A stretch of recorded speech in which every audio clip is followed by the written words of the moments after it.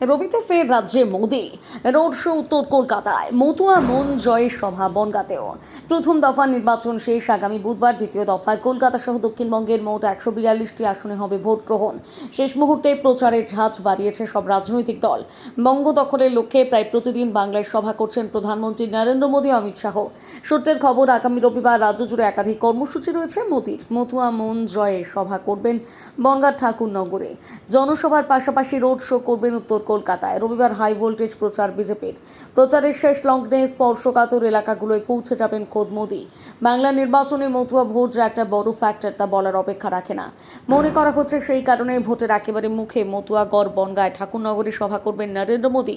রবিবার বেলা 2:15 নাগাদ ঠাকুরনগরে সভা করার কথা তার।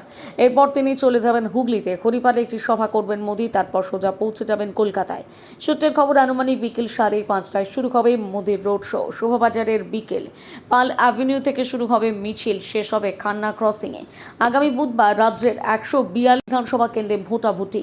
অবাধ ও শান্তিপূর্ণ ভোটের লক্ষ্যে কেন্দ্রীয় বাহিনীকে নিরাপত্তার দায়িত্ব দিয়েছে নির্বাচন কমিশন।